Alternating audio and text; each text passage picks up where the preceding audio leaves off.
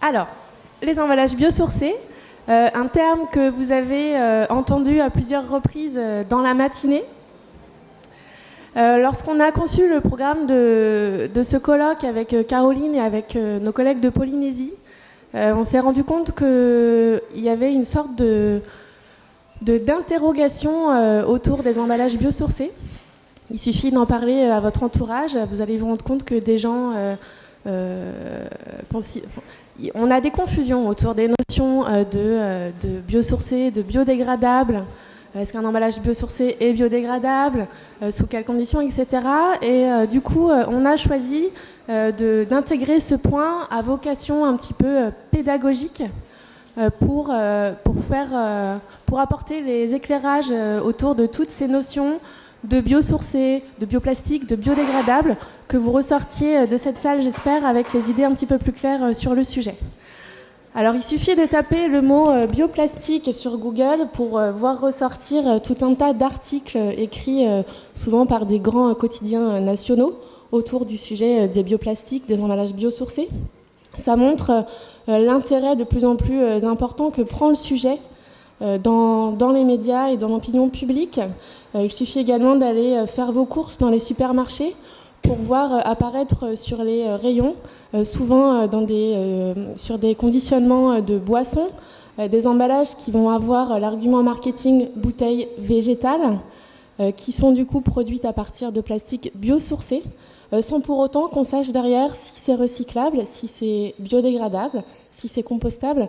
C'est pour ça qu'on a voulu faire un petit peu le point sur ce qu'était un plastique biosourcé, ce que ça signifiait à la fois sur sa provenance et sur sa fin de vie. Alors, pour mettre les choses au clair, une définition, qu'est-ce qu'un plastique biosourcé ? Un plastique biosourcé, c'est un plastique qui va être produit à partir de ressources renouvelables d'origine végétale ou animale. Donc en ressources végétales, on peut avoir par exemple du plastique produit à partir d'amidon de maïs, de fécule de pommes de terre, ou à partir d'algues, de plancton, de bactéries. Et par procédé de synthèse chimique, on va pouvoir développer des polymères qui vont avoir des applications plastiques. Le plastique biosourcé, on le retrouve dans tout un tas d'objets de notre quotidien.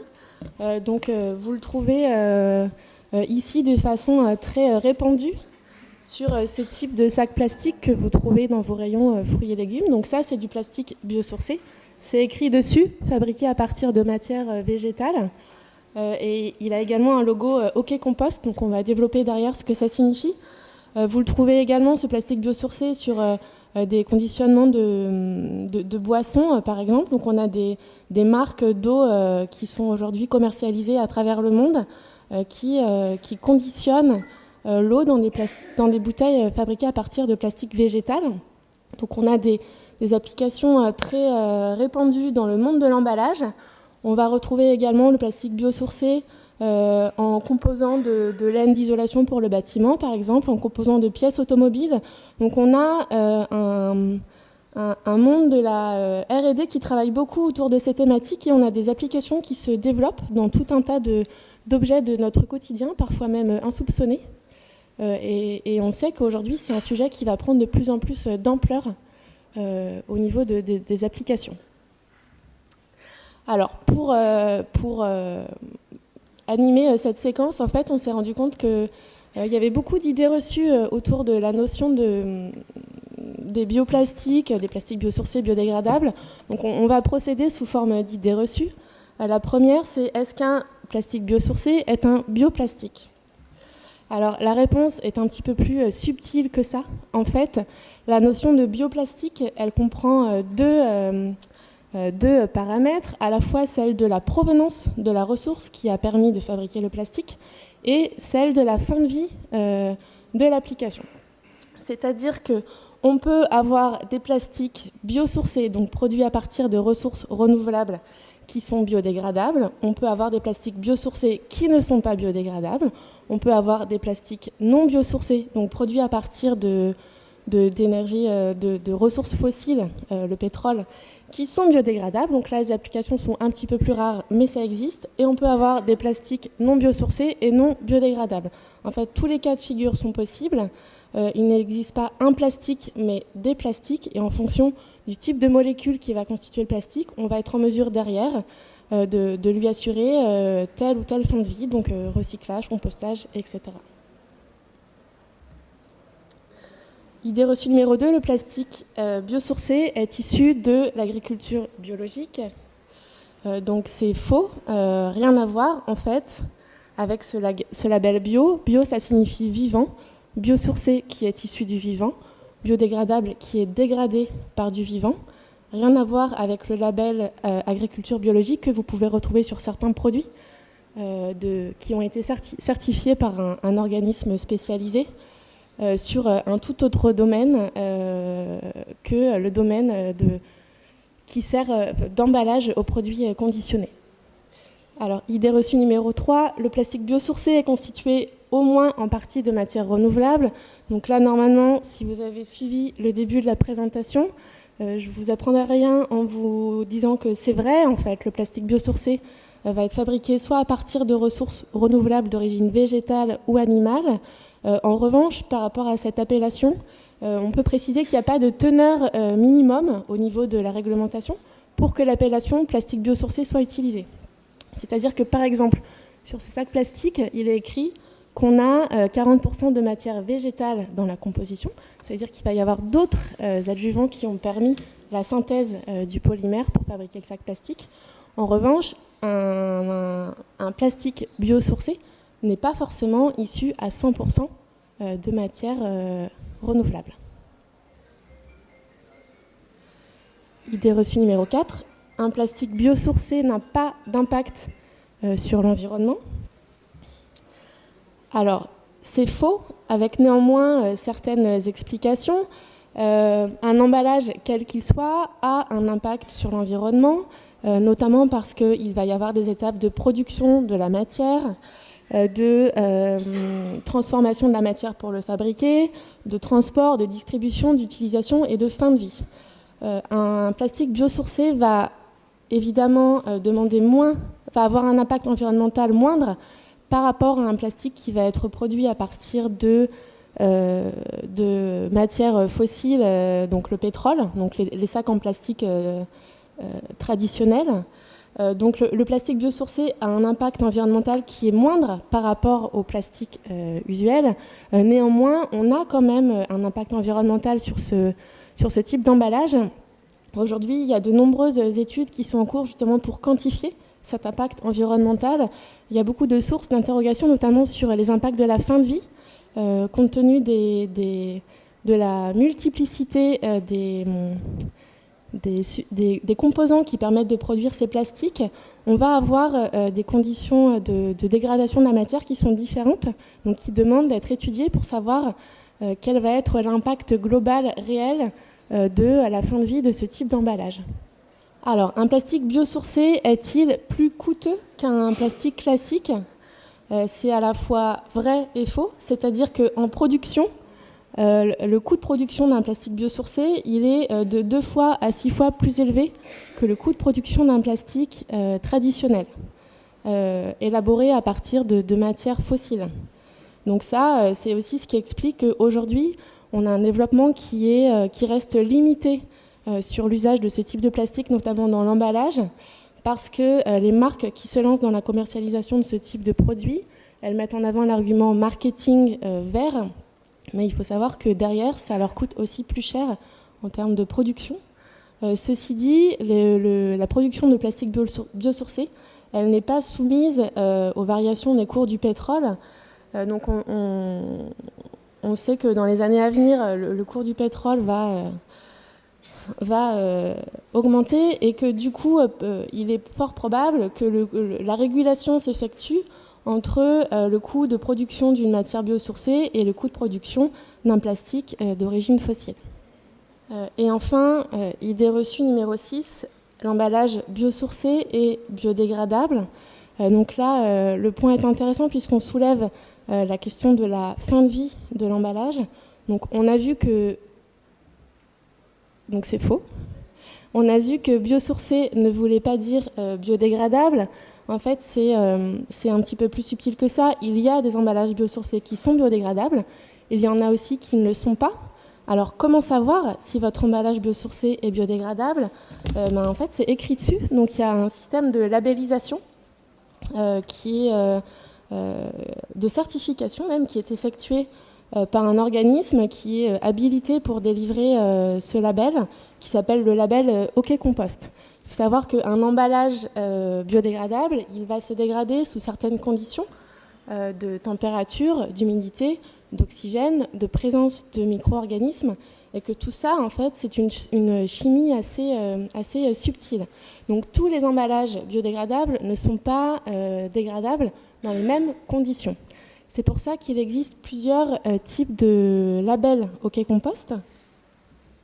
Donc on a le label OK Compost pour compostage domestique. Ça veut dire que vous pouvez mettre, donc c'est le cas de ce sac plastique que vous trouvez par exemple dans des rayons de fruits et légumes.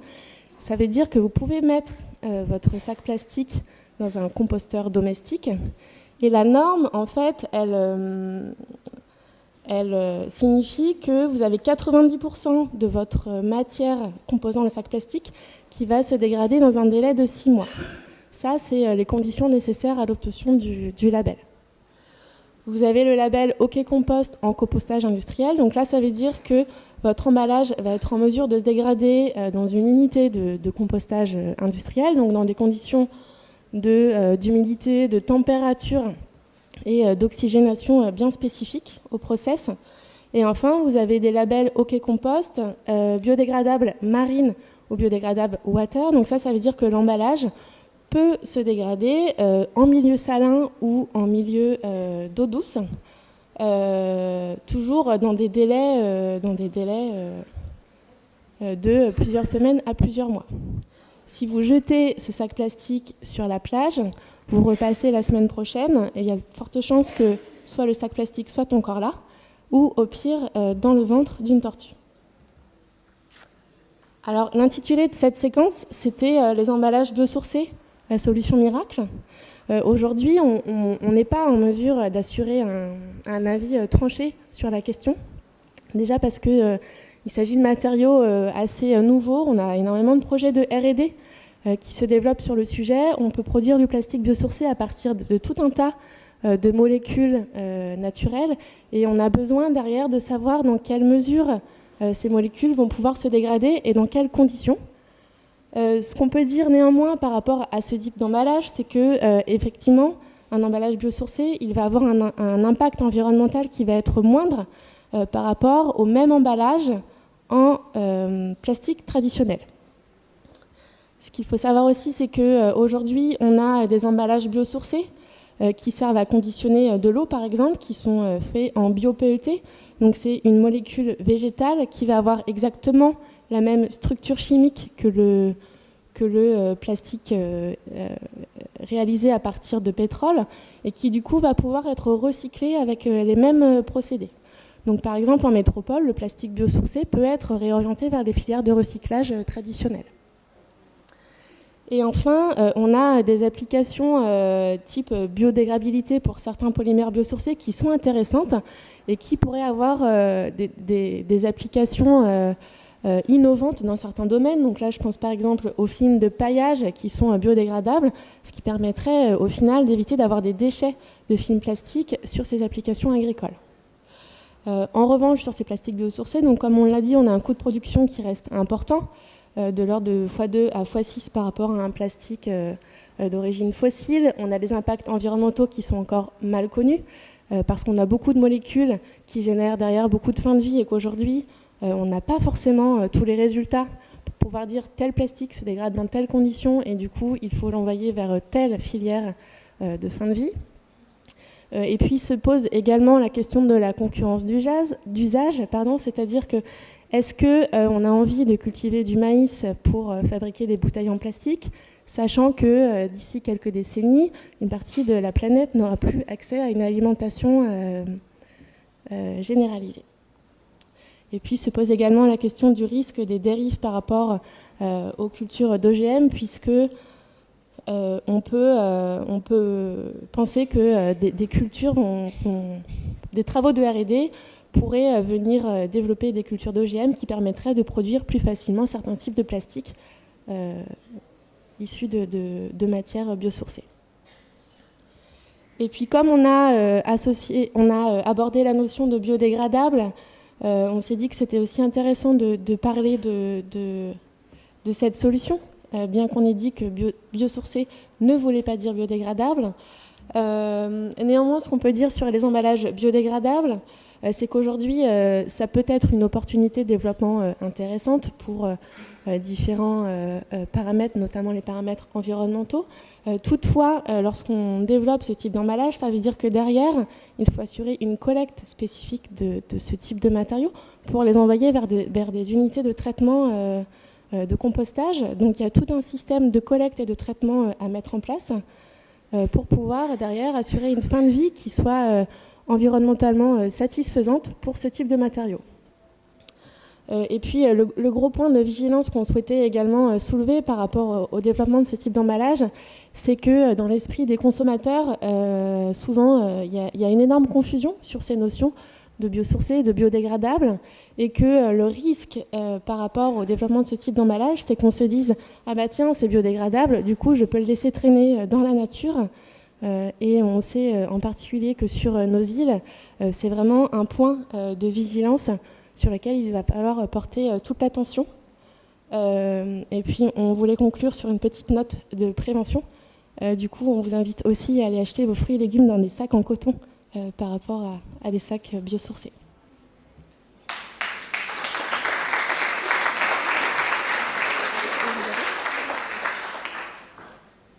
Merci Élise pour cet éclairage très intéressant. Si vous avez des questions à poser à Élise, n'hésitez pas. Oui, il marche. C'est juste en complément de la présentation que vous avez faite que je trouve qui est un petit peu soft. Hein. Déjà sur le plan énergétique, je parle moi des sacs mis à disposition, les sacs biosourcés, en Nouvelle-Calédonie. Hein, je ne fais pas d'autres références. On a donc 40% de parties biosourcées et 60% de parties pétrochimiques. Donc tout le monde sait que la partie pétrochimique, enfin les composantes pétrochimiques ne sont pas biodégradables. Hein. D'autre part, cette partie, enfin les billes qui composent ces sacs viennent d'ailleurs. Donc on a déjà un impact sur le transport. Donc au niveau de l'impact énergétique par rapport aux sacs plastiques, il faut en prendre compte. Parce que moi, les études que j'ai lues disent que si l'origine vient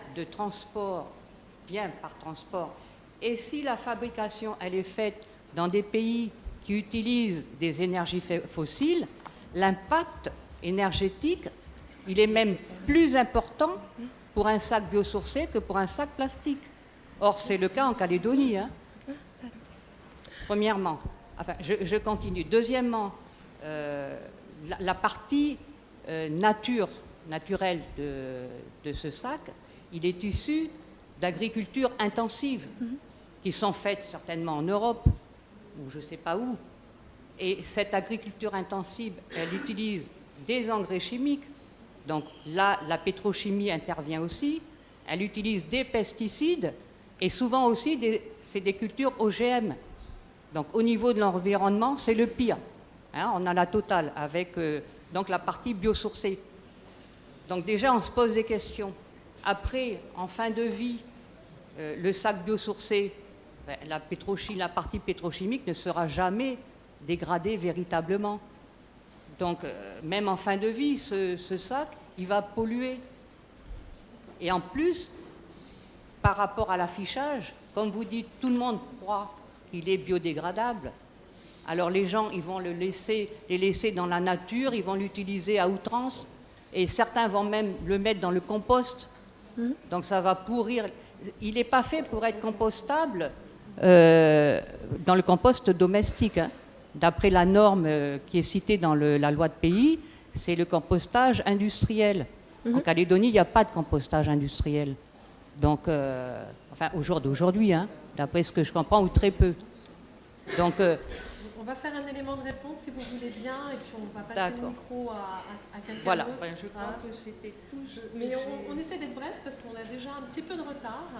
Je suis vraiment désolée, vous avez des visites cet après-midi, donc il ne faut pas trop qu'on déborde. Donc s'il vous plaît, si vous pouvez poser des questions relativement brèves et directes. Mais voilà, moi j'ai des questions, c'est un sujet important, mais je ne pense pas mais qu'il faille effectivement, occulter, quelques éléments de réponse.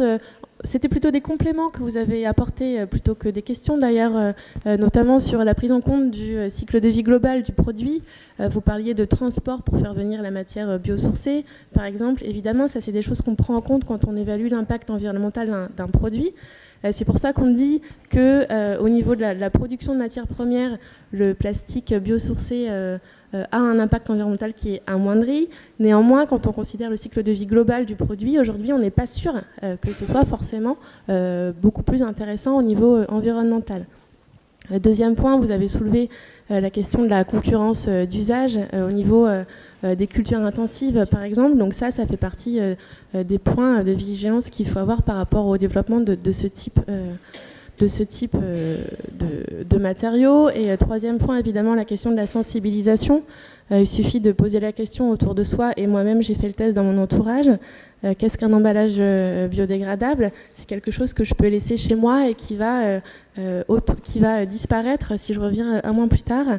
C'est pas le cas en fait. C'est vraiment selon des procédés bien spécifiques. On a une norme qui encadre les choses. On a, dans le cas du compostage industriel, des procédés qui sont des choses rodées dans des conditions bien particulières. Et aujourd'hui, il y a vraiment un gros point de vigilance sur la perception de l'opinion publique par rapport à la mise en marché de ce type d'emballage. Alors, on va prendre... oui, voilà, des questions pratiques auxquelles Élise peut répondre. Ouais. S'il te plaît, au micro, Cécile, c'est enregistré. Merci. Oui. Du coup, c'est très rapide. C'est du coup, pourquoi un tel engouement de ces sacs? Alors, je ne suis pas sûre d'avoir tous les éléments de réponse. Je pense qu'il faudrait aussi consulter peut-être la sphère industrielle pour savoir pourquoi eux se tournent vers de tels matériaux. Les plastiques biosourcés, c'est quand même des matériaux qui présentent certains avantages en termes de production. Donc on est sur des processus innovants. On va utiliser de la matière renouvelable, par exemple d'origine... on peut produire du plastique à partir d'algues aujourd'hui. Donc on est sur des choses qui permettent en tout cas de se détacher de la production pétrolière. Et ça, c'est un point intéressant. Derrière, donc, les industriels se sont saisis de ce type d'application. Derrière, je ne suis pas en mesure de vous dire pourquoi un industriel va choisir de développer tel ou tel type de plastique pour conditionner ses produits. Il faut savoir que les industriels qui aujourd'hui se lancent dans ce type d'application communiquent beaucoup sur ce type d'argument. La bouteille végétale, c'est des choses que vous retrouvez dans les rayons. Je pense que c'est aussi une façon de placer des produits sur des étals de supermarchés.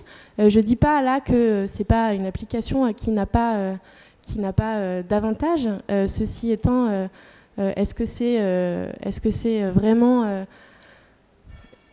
une solution qu'on souhaite développer? La réponse c'est oui, mais en respectant certaines conditions.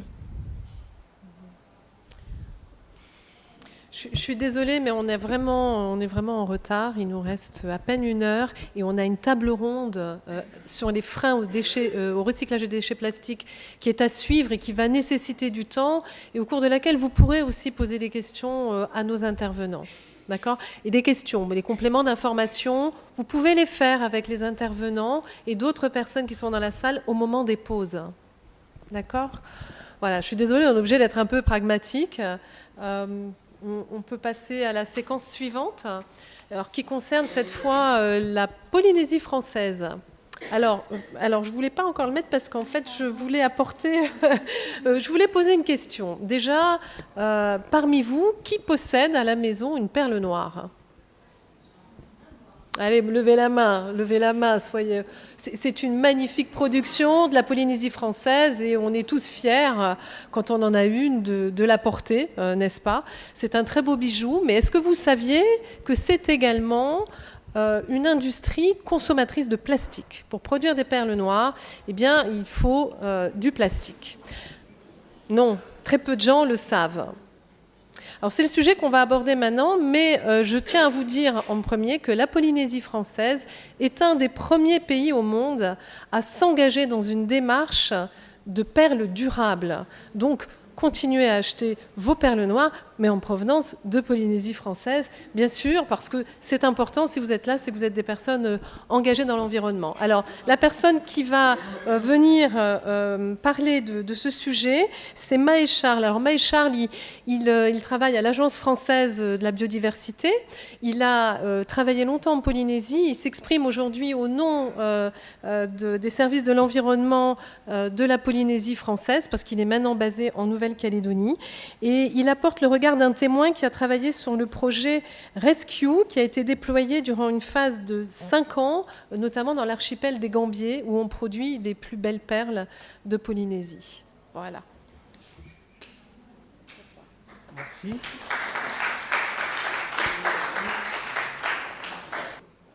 Bonjour à tout le monde. Donc, je ne vends pas des perles. Je vais essayer, en tant que témoin un petit peu éloigné de ce projet que j'ai coordonné il y a quelques temps en Polynésie. Et j'excuse pas dès le début la direction des ressources marines de la Polynésie française qui regrette de ne pas pouvoir être là parmi vous pour échanger sur ce sujet-là. Alors je vais vous parler de quelques pistes concrètes qu'on a essayé de mettre en œuvre sur ce sujet qui a été introduit. Donc les matériaux plastiques qui sont nécessaires à la production de perles en Polynésie française.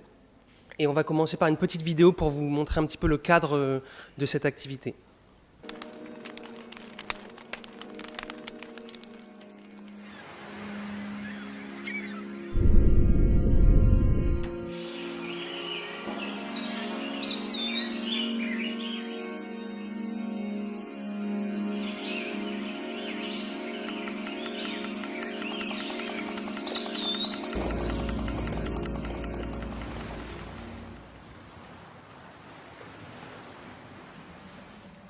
Comme tout pays insulaire, la ressource n'est pas importante dans ces atolls et îles hautes, comme les Gambiers. Donc la ressource vient en général de la mer, donc à la fois le poisson, une ressource vivrière, mais aussi, et depuis une cinquantaine d'années, la perliculture. La perle, c'est toute notre économie. C'est ce qui nous permet de vivre et ce qui permet à la population de se rattacher à l'île. Puisque en fait, une qualité de perle résulte de différents facteurs, différents paramètres, que ce soit à la fois la température, mais la nutrition, la ressource en nourriture du lagon.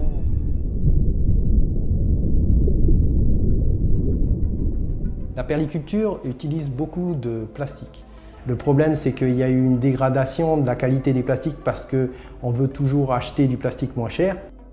Donc, nous avons, grâce au programme Rescue, évalué les quantités de matériaux plastiques produits par des fermes perlières. Donc, on a aussi beaucoup travaillé sur la mise en place de valorisation des déchets. Les perliculteurs ont beaucoup participé donc, aux études menées par le projet Rescue, où nous avons eu presque pour 30 tonnes de déchets qui ont été retirés de l'eau.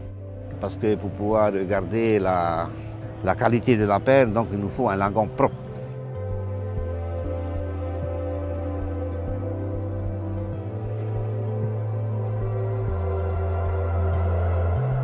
Donc, ce qui est important de mentionner, c'est qu'il faut que les perliculteurs se rendent compte vraiment que le lagon, c'est sacré. C'est sacré, c'est quelque chose de vivant. Et on n'a pas le droit de faire n'importe quoi pour détruire ce lagon. Il faut prendre des mesures dès aujourd'hui. Il ne faut pas attendre qu'il y ait des catastrophes pour qu'on réagisse. Donc il faut regarder vraiment le lagon comme un être vivant, comme quelque chose à préserver et à nourrir et à prendre soin pour que nos perles soient toujours à l'image du lagon, soient vraiment aussi magnifique et belle que dans lagon.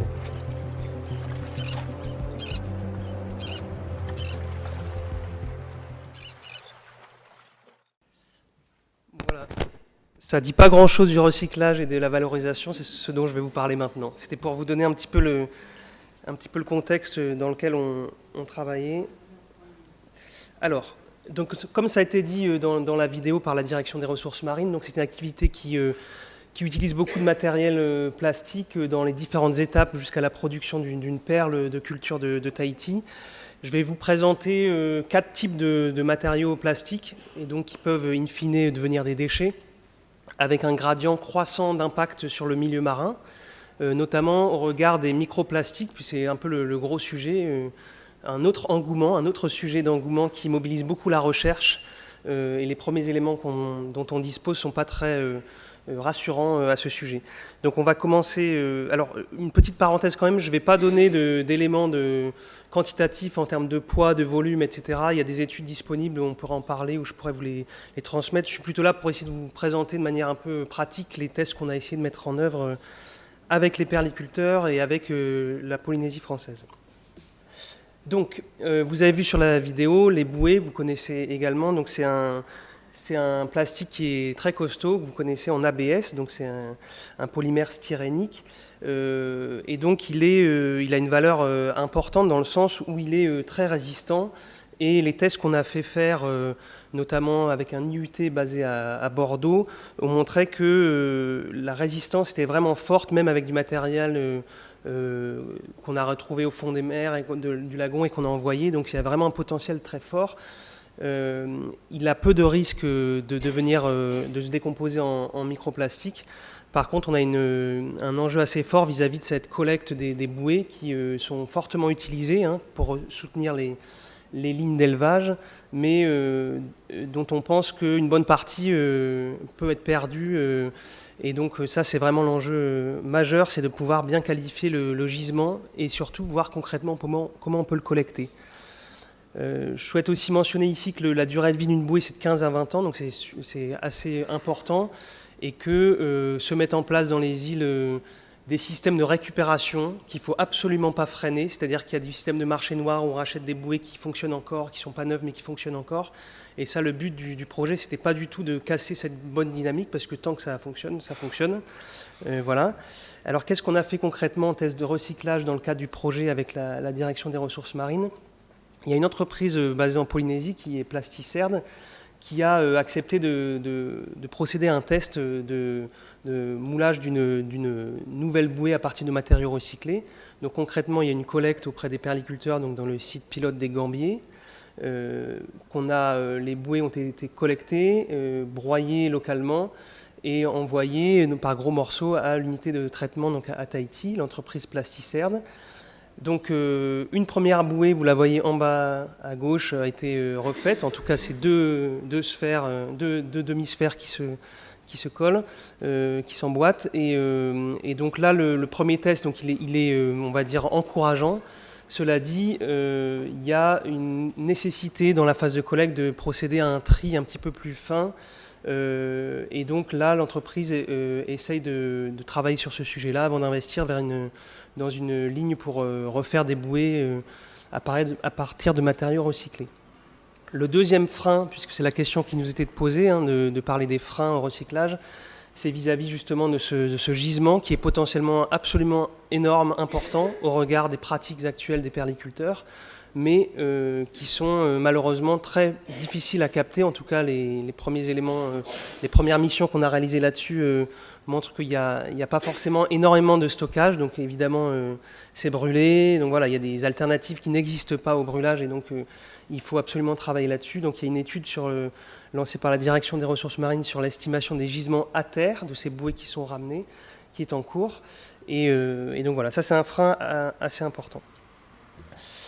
Deuxième type de matériel utilisé, les grillages plastiques, vous les voyez ici, qui servent à protéger les huîtres des prédateurs. Donc là, l'avantage, c'est que c'est principalement du PE, et donc ce qui permet d'envisager des processus de valorisation Par contre, évidemment, l'existence de biosalissures est un frein dans le processus de valorisation.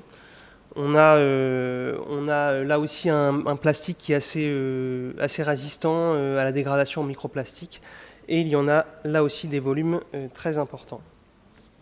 Donc les premiers tests qui ont été réalisés à ce sujet ont été faits par deux entreprises locales, donc vous voyez les noms ici, SRT et Turaura.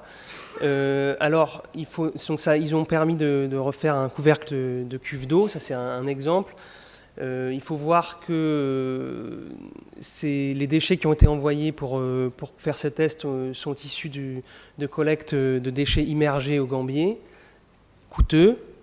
Voilà, donc ça c'est aussi la question de la prévention versus le ramassage très coûteux après. Hein. C'est le lagon des Gambiers, c'est jusqu'à 80 mètres de profondeur, donc vous imaginez un petit peu les conditions. Et à noter que le couvercle de cuve d'eau a été refait à partir de broyats de grillage plastique très sales, hein, on n'a pas du tout cherché à le nettoyer, donc ça c'est un point important à noter, et de consignes de bière, un autre gisement fortement important en Polynésie et ailleurs, ce qui explique la couleur. Alors je crois que c'est 50-50 la répartition entre les deux, même si la couleur rouge de la consigne de bière est un peu plus visible. Donc là, le test, il serait à refaire, puisque là, on a envoyé du matériel très sale, et la question qui se pose, c'est quid du nettoyage, et comment on inclut cette étape-là dans un modèle économiquement viable. À ce jour, la société locale n'a pas émis le souhait, en tout cas, ce qu'elle a dit à la direction des ressources marines, d'investir dans une ligne de nettoyage. Donc ça, c'est vraiment un point important. Par ailleurs, ces déchets, donc les grillages, il y a un volume assez important, et donc il faut aussi réfléchir à la manière de traiter l'ensemble de ce gisement. Petite parenthèse sur ce type de déchets, c'est qu'il y a eu un changement de pratique aussi. C'est important de travailler sur les pratiques des périculteurs. Ils sont passés d'un matériel qui était des grillages qui mélangeaient du métal et du plastique à quelque chose entièrement plastique. Donc c'est-à-dire qu'on a tout un stock historique de matériel qui mélange métal et plastique à gérer sur place et dans les différentes îles, et donc qui pose aussi un certain nombre de sujets. Le troisième type de déchets, donc on va de plus en plus vers des déchets qui ont un risque plus élevé de se dégrader en microplastique, dont sont les cordages, qui sont en général des mélanges de PE et de PP, avec là encore des gisements absolument importants, qui sont utilisés, réutilisés, surréutilisés, ça c'est bien, sauf qu'à la fin ça fait des petits bouts de corde qui deviennent plus facilement des microplastiques et qu'on retrouve évidemment sur les plages.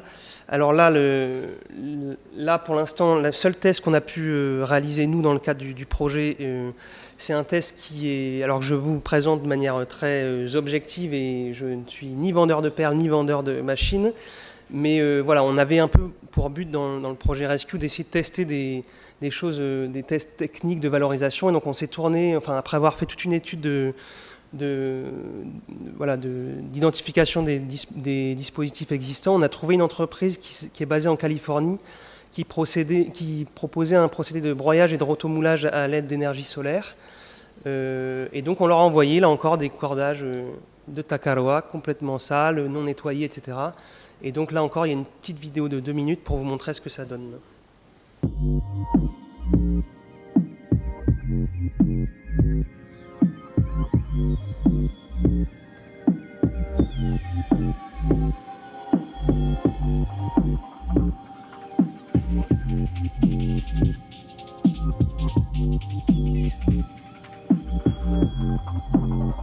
Donc ça c'est le broyeur, petit broyeur qui marche aussi à l'énergie solaire. Les cordes qui ont été transmises de Takaroa en Californie, le test a été réalisé là-bas.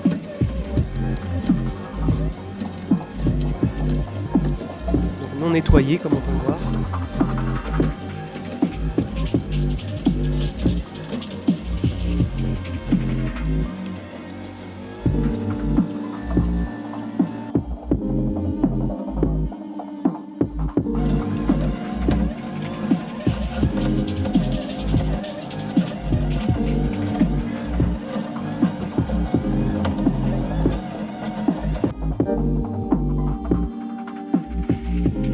Et ensuite, donc, ce qui a été récupéré va être testé par rotomoulage dans le dispositif proposé qui a la forme qui tient dans un container. Donc en une demi-heure, le dispositif a, bon là c'est pour l'exemple, ils ont réalisé une enceinte voilà, à partir de ces déchets issus de la perliculture.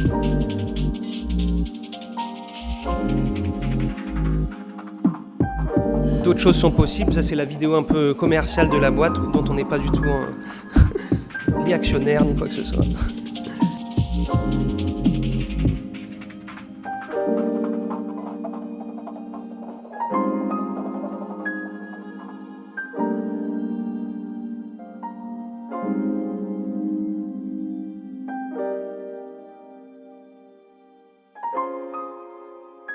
Donc voilà, ce test a été réalisé, mais effectivement, il pose un certain nombre de questions, notamment le dispositif qui nécessite de l'ensoleillement, de la place, etc. Donc ça, il faudrait tester de manière pertinente dans les sites qui pourraient être intéressés.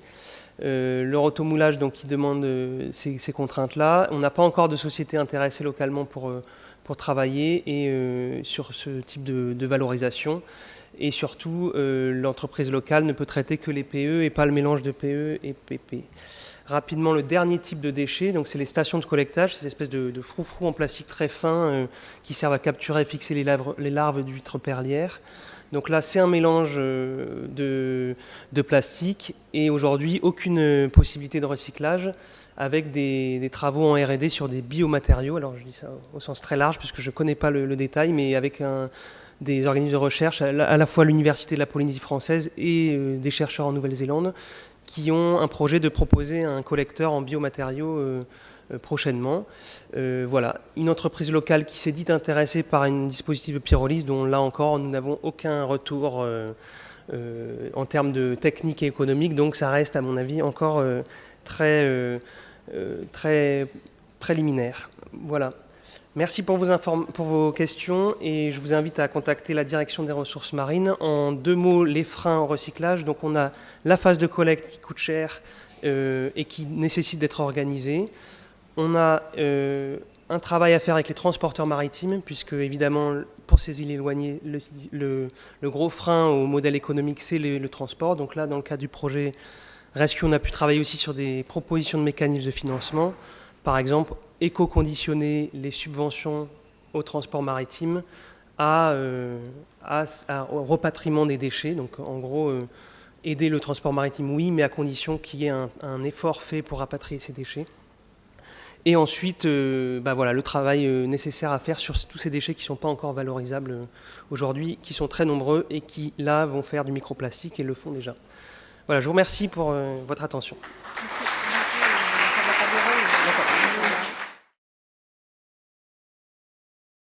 Bonjour à tous et bienvenue à ceux qui nous rejoignent pour cette 3e journée donc, du colloque sur la gestion des déchets dans le Pacifique francophone.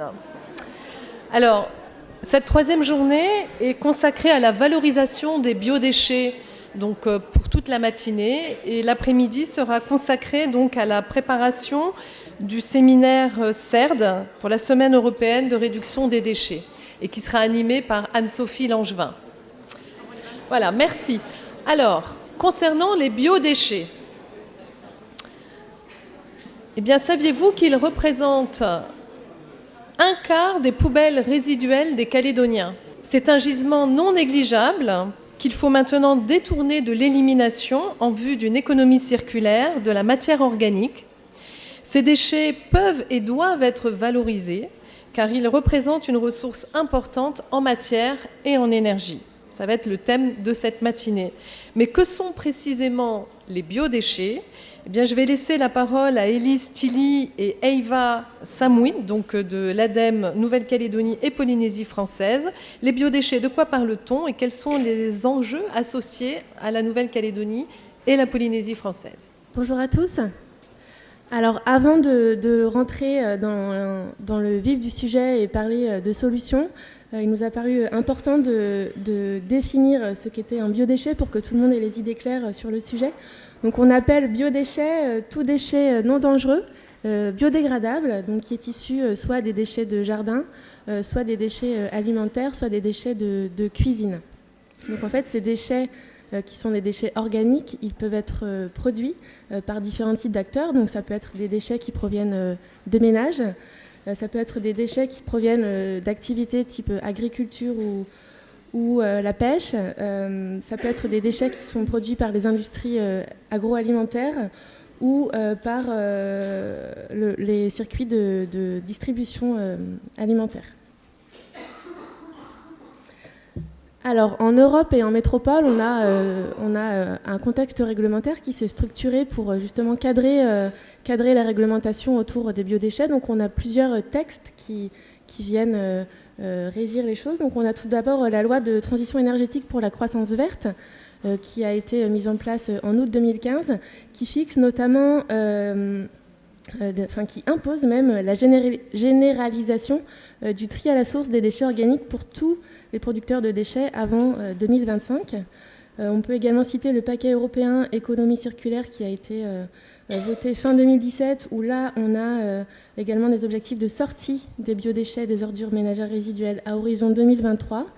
Et puis on peut citer également en métropole la feuille de route économie circulaire qui dresse 50 mesures pour l'économie circulaire, dont des mesures de sortie des biodéchets, des ordures ménagères résiduelles et des mesures de lutte contre le gaspillage alimentaire. Donc on voit qu'aujourd'hui les biodéchets sont sous le feu des projecteurs des réglementations pour justement essayer de mettre en place des objectifs de sortie de ce flux et de valorisation de ce flux. Alors, en Nouvelle-Calédonie, ces textes ne s'appliquent pas. Aujourd'hui, on n'a pas de réglementation à proprement parler pour fixer des objectifs de valorisation de ce flux. Comme Elisabeth l'a dit, en Nouvelle-Calédonie, les biodéchets, ça représente environ un quart des poubelles des Calédoniens. Donc, c'est un gisement important qu'on peut sortir des poubelles et valoriser. Et même si on n'a pas de contexte réglementaire, on a néanmoins des objectifs qui sont fixés, alors qui ont été fixés dans le schéma de gestion et de prévention des déchets de la province sud, avec à horizon 2022 un objectif de 15% des biodéchets valorisés sur un gisement de base de 28 500 tonnes. Et donc ça va, pour atteindre ces objectifs, il va y avoir des actions à réfléchir autour notamment de la captation des biodéchets qui sont produits par les gros producteurs. Alors je vais laisser ma collègue Eyava vous dresser le paysage de la situation des biodéchets en Polynésie française.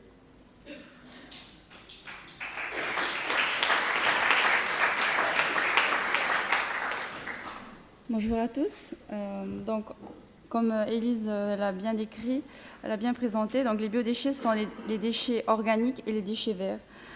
En ce qui concerne les déchets verts en Polynésie, on a des quantités assez importantes du fait de notre climat tropical. Et hélas, on a encore beaucoup recours au brûlage de ces déchets qui sont considérés comme non impactants sur l'environnement, mais qui en fait tout de même sont polluants puisqu'il y a des émissions de particules fines dans l'atmosphère. C'est une pratique qui est interdite, mais qui n'est pas forcément respectée par la population, puisque ça fait partie des pratiques culturelles des Polynésiens.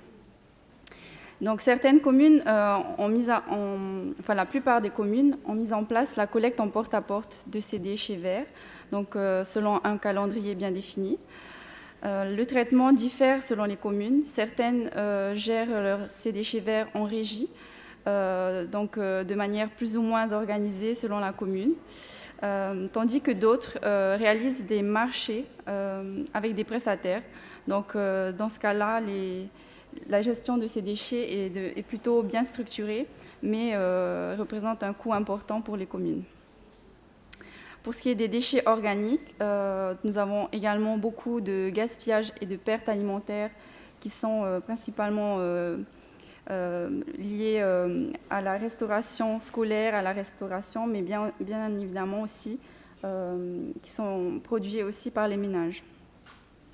Donc, comme Élise l'a dit, ça représente plus d'un tiers en Nouvelle-Calédonie. Les biodéchets représentent plus d'un tiers des déchets présents en Nouvelle-Calédonie, et en Polynésie, c'est 62% des ordures ménagères. Ça fait un peu plus de 2 tiers. Donc c'est un déchet qui est gaspillé puisqu'il n'est pas... en fait, c'est une ressource qui est valorisable et quand elle est mise en décharge, ce n'est pas le cas. Et ça pose des problèmes aussi au niveau de la production de méthane parce que beaucoup d'entre eux, je pense que c'est pas le cas. Tout le monde n'est pas au courant que le fait que le biodéchet termine en décharge, ça entraîne une fermentation puisque c'est un milieu sans oxygène et ensuite ça produit du méthane, donc un gaz qui est très polluant, qui contribue au réchauffement climatique. Et enfin, la collecte, le traitement de ces biodéchets entraîne bien sûr des coûts économiques mais aussi environnementaux. Donc, comme je vous le disais, les biodéchets constituent plus de 60% des ordures ménagères des habitants des îles du Vent. En 2011, nous avons réalisé, donc l'ADEME, en partenariat avec le syndicat qui s'occupe du traitement des déchets dans les îles du Vent, nous avons réalisé une étude Modecom. Donc, c'est une étude qui caractérise les ordures ménagères. Et c'est là qu'on a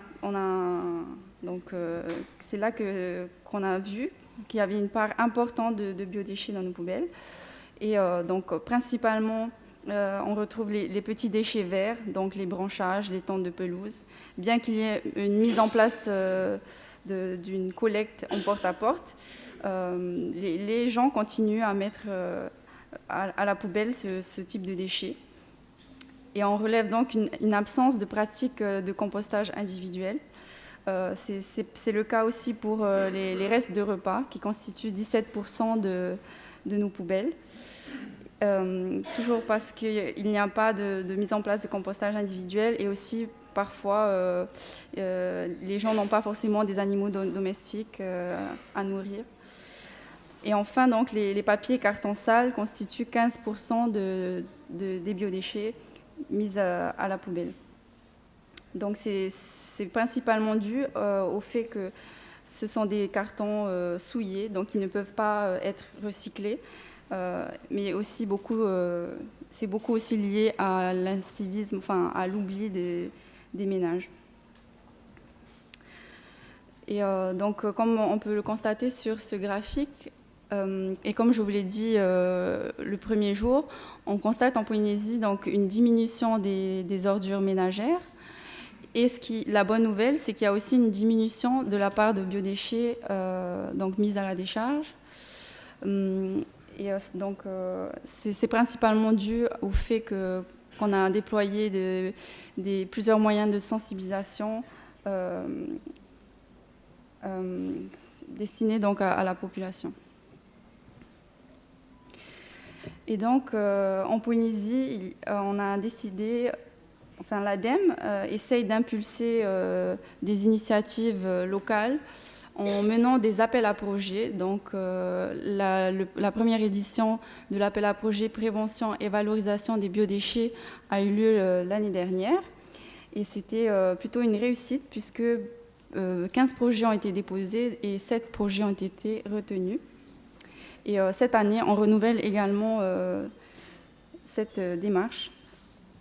Et avant de vous présenter quelques exemples de projets soutenus par l'ADEME, il y a également des initiatives qui sont menées hors financement ou ADEME.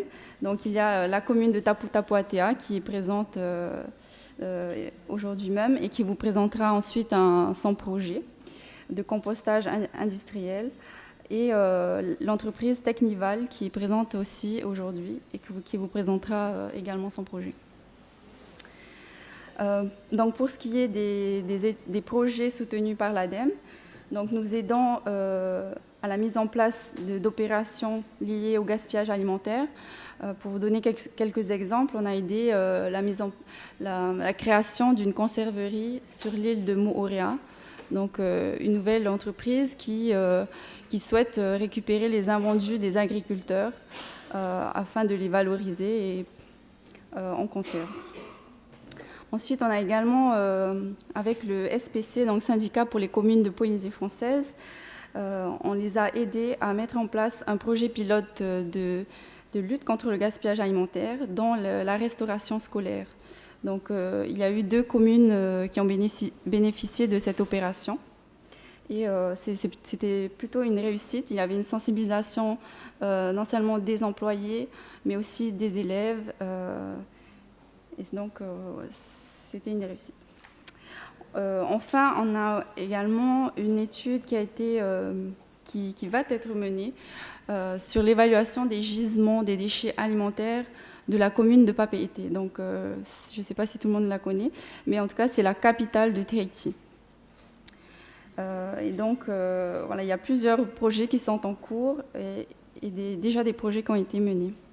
Et en matière de compostage, le syndicat Fenouama, donc, qui traite les déchets en Polynésie, a mené en partenariat avec l'ADEME un projet pilote de distribution de composteurs individuels.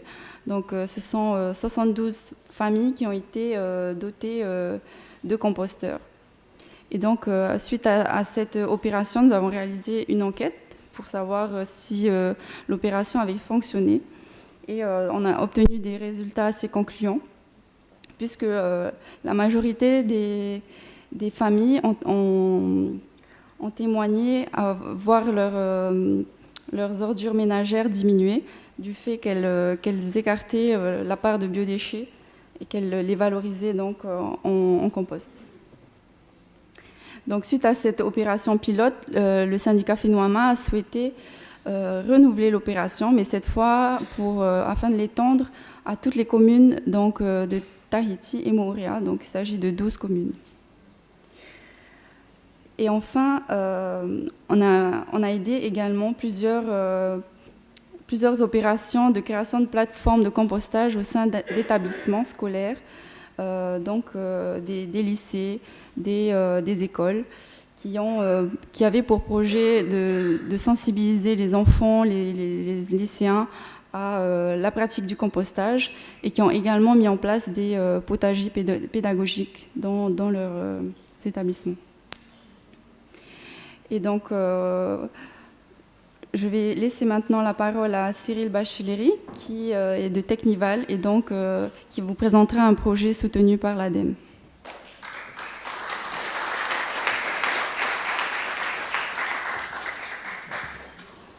Bonjour. Donc, Technival intervient dans la valorisation de biodéchets au niveau du compostage industriel de déchets verts, comme l'a dit Heava. On a aussi des projets de méthanisation, mais là, je vais vous présenter un projet de bioconversion des tourteaux de copra que l'on a mené grâce à l'ADEME, parce qu'on a gagné, pas dans un AAP, un appel à projet, mais économie circulaire cette fois-ci. Donc, le contexte, c'est qu'il y a quelques années, l'huilerie de Tahiti, c'est le seul organisme qui fait de l'huile de coco à Tahiti, nous a contactés parce qu'ils avaient un excédent de tourteaux de copra et ils nous ont demandé une solution innovante. Pas du compostage parce qu'ils trouvaient ça pas assez noble, pour un produit noble, qui est le tourteau de copra, un biodéchet noble. Et ils nous ont demandé un projet un peu innovant. Donc nous, on a fait nos recherches et on s'est aperçu qu'en Indonésie, ils faisaient de la bioconversion de tourteaux de palmier. Donc c'est l'huile de palme dont tout le monde parle. Voilà. Et ils faisaient de la bioconversion grâce à des larves de mouches et qu'ils utilisaient après en élevage aquacole. Donc nous, on n'a pas voulu réinventer, on n'est pas des inventeurs, on a voulu s'en inspirer et on a contacté l'IRD qui avait suivi le projet, qui avait fait un guide de l'élevage de ces mouches. Donc on a présenté ce projet-là à l'ADEME lors de l'appel à projet et on a été lauréat, ce qui nous a permis de ne pas démarrer une étude, mais de démarrer un projet pilote. C'était ça donc c'est plus dans le concret qu'une étude, on est passé directement à l'action, on va dire. Donc là, vous pouvez voir la comparaison entre le tourteau de copra et le tourteau de palmier en Indonésie. Ça se ressemble énormément, sauf que le tourteau de copra est meilleur en protéines. Mais après, visuellement, ça se ressemble beaucoup. Donc c'est là qu'on s'est dit, pourquoi nous, on ne pourrait pas faire la même chose qu'eux, simplement. Donc on a choisi une mouche, c'est la même qu'en Indonésie. Et pourquoi cette mouche-là? C'est la Black Soldier Fly. Pourquoi cette mouche-là? Parce qu'elle est déjà présente en Polynésie. C'est une mouche qui existe. Et c'est une espèce vivante inoffensive et qui fabrique des larves détritivores, j'ai réussi à le dire. Alors, qui fait de la digestion et de la réduction rapide de substrat. Le substrat ici, c'est le tourteau de copra. J'ai peut-être oublié de dire que le tourteau de copra, qu'est-ce que le tourteau de copra, c'est ça? J'ai vu les gens me regarder. Ok, j'avais prévu de le dire. Donc, alors le tourteau de copra, c'est le résidu après, quand on presse de la noix de coco, le copra en fait. Le copra, c'est de la noix de coco séchée. On presse de la noix de coco, on obtient de l'huile. Ben, les gens de Wallis se connaissent bien. Même les gens d'ici, je me suis renseigné un peu, il y a du copra ici, et dans les îles. Et du coup, le résidu, c'est le tourteau de copra, quoi. Donc c'est un résidu très sec. Et dans notre cas, il faut le faire repartir en fermentation. Donc souvent, on l'arrose, on le mouille, et il repart en fermentation. Et il attire ces mouches, les BSF. Donc, alors les BSF, c'est des Black Soldier Fly. Ça existe à Tahiti. C'est une espèce inoffensive et qui produit des larves détritivores. Digestion et réduction rapide de substrat. Le substrat, c'est le tourteau. Ces larves sont super riches en protéines, ce qui est intéressant pour l'alimentation aquacole. Et donc, ça donne un produit à haute valeur ajoutée. Voilà. Là, au milieu, c'est des pontes. Les larves à droite, mais en phase pas terminale, en phase croissance, c'est la mouche qui est sur la gauche. Donc, le projet pilote, il était très simple. On a fait une volière et un lavarium avec une nurserie, un insectarium et un pouparium en structure légère. On s'est mis à côté de l'Institut du Malardé, c'est l'Institut Pasteur en Polynésie, et on a pu bénéficier de l'aide des chercheurs sur site. Donc voilà le cycle de production. Donc en dessous, on fabrique des larves Alors pour récupérer les mouches, c'était simple. C'est des pontes sauvages. On a prévu des pièges avec c'est juste 2 bouts de bois qu'on insère assez finement pour pas qu'il y ait des margouillards, des lézards qui viennent manger les pontes. Et les mouches d'elles-mêmes, elles viennent pondre entre ces 2 bouts de bois avec des fentes et on récupère ces bouts de bois. C'est super simple, c'est faisable par tout le monde. Il faut juste être à proximité de végétation, ça n'arrivera pas en milieu urbain, mais c'est super simple à faire. Donc on a juste simplement récupéré des mouches du milieu naturel et on les a cultivées. Donc je suis devenu élévateur de mouches. C'est pas mal. Merci l'ADEME. Et donc, on a récupéré les mouches. Elles ont pondu. On a inséré les pontes dans du tourteau de copra. Mais ça peut être, on revient un peu sur le côté un peu général, ça peut être autre chose que du tourteau de copra. Ça peut être du biodéchet, peu importe, qui fermente et qui peut amener... les BSF vont dans le compost de déchets verts énormément. Moi, j'en ai chez moi. Et elles peuvent très bien aller dans d'autres biodéchets. Donc là, le sujet, c'est le tourteau de copra. Donc on insère le tourteau de copra, on fait grandir nos bébés larves, et ça dure 2 semaines, et après, il y a la phase de pupaison, et après, elle se transforme en mouche. Donc c'est la phase intermédiaire, la pupaison, elle se transforme en mouche. Donc nous, ce qu'on fait, c'est qu'on retire les larves. Quand on a 70% des larves qui sont arrivées à terme, on les retire. On en retire une partie, on les met de côté et on les prépare pour la nourriture aquacole. Donc là, on est encore en projet pilote. Donc on est en train de tester l'appétence des poissons. Chez nous, c'est du platax qu'on cultive. Il y a de gros projets aquacoles en Polynésie. C'est pour ça qu'on se prépare à ça. Et pour info, c'est plus de 50% du prix du kilo d'un poisson en Polynésie. C'est uniquement l'importation d'aliments. Donc, voilà. Alors, une fois qu'elles se transforment en mouches, nous, on les met dans la volière, on les cultive, en fait, enfin, on les élève, et on refait le cheptel à chaque fois. Donc, on garde toujours une partie de larve pour renouveler. Il faut savoir que dans notre projet pilote, on a eu énormément de pontes sauvages. Donc, c'est que le milieu naturel, enfin, voilà, ça a tiré... ça posait souci, mais c'est bien un système naturel, quoi. Donc on collecte les pontes, on fait de l'éclosion, 4-5 jours, et on retourne en croissance, et ainsi de suite. Donc d'un côté, on entre du tourteau, et de l'autre côté, on fait du stockage pour aquaculteurs. Il faut bien comprendre qu'on peut donner des larves à des poissons, mais pas toutes les tailles de poissons. Donc plus tard, si ce projet continue en bonne voie, comme c'est le cas actuellement, on sera obligé de certainement créer une provenderie, faire de la supplémentation avec d'autres choses que... Ça, c'est que de la protéine, et un peu de gras, et il faudra qu'on fasse des granules pour les poissons. Donc, voilà. Donc ça, c'est pour faire plaisir à l'ADEME encore. Donc c'est bien un projet d'économie circulaire. J'ai pas menti, on n'a pas menti. Donc on part bien d'une culture de noix de coco, donc de cocotier. On fait du copra, on en sort de l'huile. On produit des larves qui produisent elles-mêmes du compost, donc c'est la digestion, qu'on réinjecte dans les cocotiers et on nourrit des poissons et des crevettes avec. Ici, il y a beaucoup de cultures de crevettes, c'est adaptable aussi aux crevettes. C'est de la protéine. Et, in fine, ça serait adaptable à l'homme. Enfin, aujourd'hui, il y a un vrai marché de la protéine d'insectes et ça pourrait le faire. Le résultat, aujourd'hui, c'est qu'on maîtrise... Je ne vais pas vous servir des canapés, ne vous inquiétez pas. Donc aujourd'hui, le résultat, c'est qu'on maîtrise la croissance, on maîtrise le gisement. Et on arrive à faire 10 kilos par semaine sur un projet pilote. 10 kilos par semaine sur un projet par semaine. Donc ça va vite, c'est pas... Mais c'est...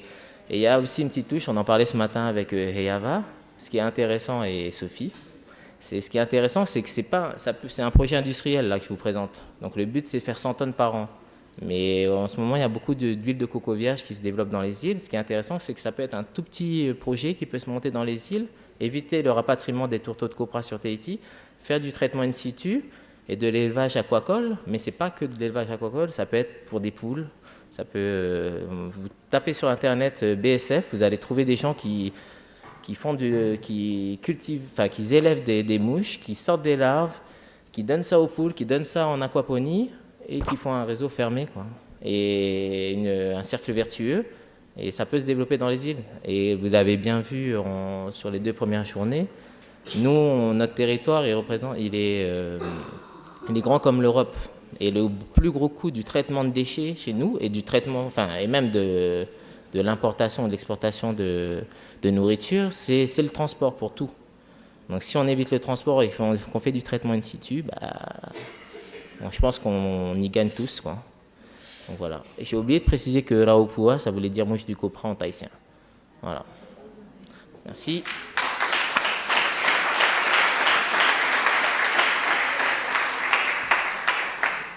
Merci Cyril. Alors nous allons rester en Polynésie française, cette fois-ci sur l'île de Raiatea, où la commune de Taputa-Puatea, dont vous avez déjà écouté le maire il y a 2 jours, et bien dans cette commune, toutes les cantines des écoles servent aux enfants des aliments issus de l'agriculture biologique, cultivés dans le jardin communal. Comment est-ce possible ? Eh bien, Thomas Moutane va venir nous expliquer le projet qui a commencé il y a 10 ans dans cette commune.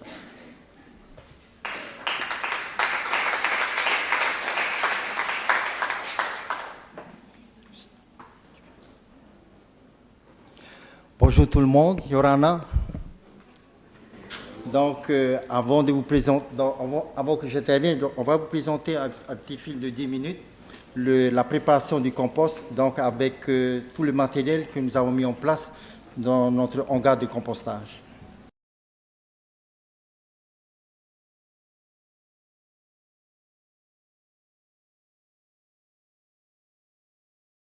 La commune de Taputa-Puatea dispose de 4 agents pour la collecte des déchets verts, 2 conducteurs pour un camion et un tractopelle et 2 agents de manutention. Les déchets entrant sur la station de compostage sont de 3 natures. Premièrement, les déchets verts issus de la collecte en porte-à-porte, qui représentent environ 8 camions par semaine. Les déchets issus de la collecte séparative des bioseaux, qui représentent environ 6 poubelles par semaine, et les apports organiques issus d'élevage, qui représentent 2 camions par semaine. Le procédé de compostage en place correspond au principe de fermentation semi-dynamique par ondins trapézoïdaux avec retournement mécanique. Il présente les avantages suivants: des coûts d'investissement réduits par la mise en place de techniques très simples, un coût de traitement minimisé, un procès simplifié permettant de garantir une bonne hygiénisation du produit, une maintenance réduite avec des risques moindres en cas de panne, des besoins en énergie faible et une installation facile à modifier. Le hangar de compostage exploité présente une surface couverte de 810 m², soit 45 mètres par 18. La phase de fermentation, de maturation, est réalisée sous le hangar. Après les opérations de broyage, lorsque les volumes sont suffisants, ils sont ajoutés les fientes en provenance des élevages de haut poids. Il s'agit de mélanger 3 volumes de broyat avec un volume de fientes. Lorsque les volumes de broyat ne sont pas suffisants, les fientes sont envoyées vers les agriculteurs de Faroua. Pour activer la décomposition du compost, donc, on utilise le IM. Ce sont des micro-organismes efficaces, ce sont des bactéries, de bonnes bactéries. Alors, pour pouvoir multiplier, tu prends 1 litre de IM, 1 litre de mélasse pour 20 litres d'eau, eau non chlorée. Alors, si tu as de l'eau chlorée, tu es obligé de mettre rempli d'abord dans les citernes et mettre au soleil pendant 48 heures, le chlore va s'évaporer. Sinon, tu utilises l'eau de rivière ou l'eau de pluie qu'on a récupérée sur la toiture. Alors, pour les 200 litres d'eau, tu utilises 10 litres de IM et 10 litres de mélasse pour pouvoir mélanger avec de l'eau. Et 15 jours après, tu as ton IM à 100%. Une fois que tu as préparé, le résultat que tu vois, la mousse blanche, ça, ce sont de bonnes bactéries. Ouais. Là, tu mélanges un peu comme le yam est en repos. Donc, tu mélanges. Après, tu t'en dois. Le yam est mélangé avec de l'eau et le compost mélangé avec la fiente de poule. Soit la fiente de poule, les œufs de porc ou bien les déchets de poisson. Et tout ça, ça va aider la plante à grandir, hein? D'abord, à activer la décomposition et à retirer aussi l'odeur. Ok, voilà. Ça, ce sont des bonnes bactéries. Ça, ce sont des bonnes bactéries. Quand tu vois la mousse au-dessus, comme tu as vu tout à l'heure, ça prouve que ce sont de bonnes bactéries. Donc, ça sent un peu avec de l'alcool. Si c'est une mauvaise odeur, donc le yam n'est pas bon alors à ce moment-là. Donc, à chaque fois, tu es obligé de bien fermer le couvercle. Vous l'aurez compris, il faut dans un premier temps préparer vous-même votre solution appelée IM et mélasse. Si on récapitule, nous avons donc pour 100 litres d'eau à rajouter 10 litres de IM et 10 litres de mélasse et le faire reposer durant 15 jours. Mais attention, en évitant tout de même d'utiliser de l'eau traitée, c'est-à-dire de l'eau chlorée. Cela est primordial pour que votre solution fonctionne. Notre IM étant fait prêt à 100%, nous allons donc pouvoir l'utiliser pour une pulvérisation à grande échelle sur notre compost. Ça, c'est un mélange, une préparation, 3 litres de IM pour 200 litres d'eau. Et après, on pulvérise sur le compost pour activer la décomposition. C'est ce qu'on va voir par la suite. Alors, pour 200 litres d'eau, tu prends 3 litres de IM pour 200 litres d'eau. C'est de l'eau qu'on a récupérée dans la citerne, l'eau de pluie. Ok, maintenant. À chaque fois, tu es obligé de faire attention de ne pas utiliser l'eau chlorée. Cela activera non seulement la décomposition de notre compost, mais elle permettra aussi de réduire considérablement les odeurs. Un bienfait tout de même naturel. Et le IM, ce sont des bonnes bactéries que tu peux utiliser pour désinfecter, par exemple à la maison, même pour les animaux. Par exemple, quand tu as les chiens, donc ils ont la gale, les chiens, donc tu peux prendre 1 litre de IM pour 10 litres d'eau et tu fais un bain pour nettoyer, pour faire baigner ton chien, le chat en même temps. À la maison, quand tu as une odeur, tes fosses septiques, tu prends 1 litre de IM, tu mets dans tes toilettes, tu lâches l'eau. C'est ce IM qui va travailler pour retirer l'odeur dans les fosses.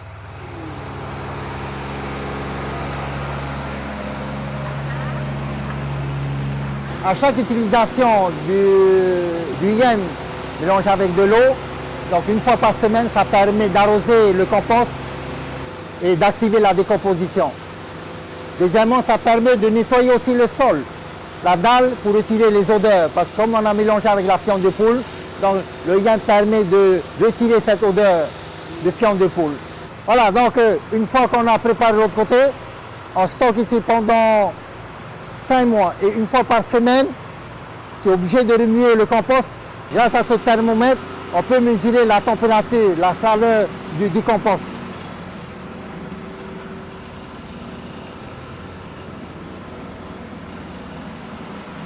Là, on est en train de monter. Normalement, ça varie entre 60 et 70 degrés. 60, 70 degrés. Et ça, à cette température, tu peux cuire un œuf.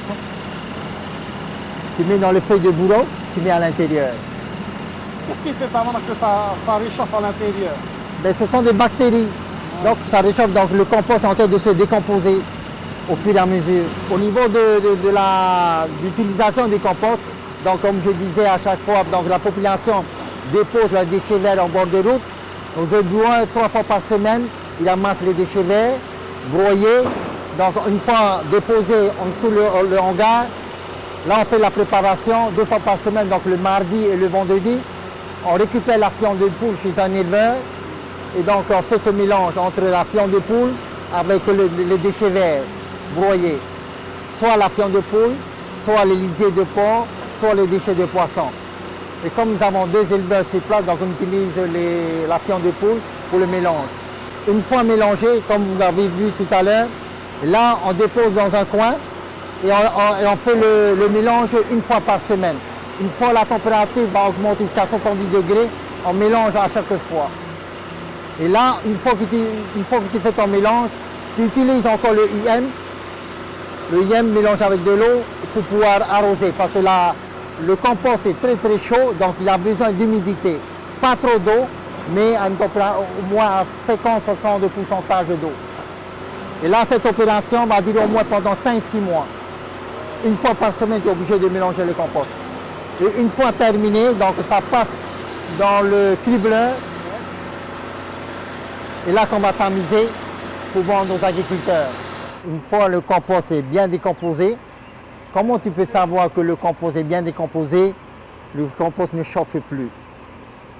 Comme la température, toi, comme on a vu là tout à l'heure, de 60 à 70 degrés, donc au fur et à mesure que tu fais le mélange, une fois par semaine, tu arroses, ça va diminuer la température. Et une fois que le compost ne chauffe plus, le compost est terminé sa décomposition. Et là, ça passe dans le cribleur pour cribler et mise en sac. La commune dispose d'un retourneur aérateur d'Andin qui permet de réaliser des opérations d'homogénéisation du compost en cours de maturation. Le cribleur rotatif permet de traiter entre 20 et 30 mètres cubes par heure de déchets entrants, ce qui conduit à une utilisation d'environ 2 à 3 heures d'utilisation par semaine. Le compost criblé est mis en sac ou stocké dans le box de finition est destiné soit à l'usage des services communaux ou vendu pour les particuliers ou professionnels. Alors, comme je disais tout à l'heure, une fois le compost est bien décomposé, on passe à la phase finale au cribleur. Donc c'est cet appareil qui va tamiser le compost, comme vous venez de voir. Donc ça c'est le produit fini. Donc tu peux utiliser en culture maraîchère, pour les plantes ornementales. Par contre, les arbres fruitiers, il vaut mieux utiliser le compost non tamisé, mélangé avec des gros morceaux, tout ça, pour les arbres fruitiers. Ça, c'est déjà criblé. De l'autre côté, c'est le restant, donc on ramène encore dans le compost pour la décomposition. Bien injeté. Ça passe dans le sac et ça revient à 2500 le sac. Les factures sont directement réglées au niveau de la régie communale.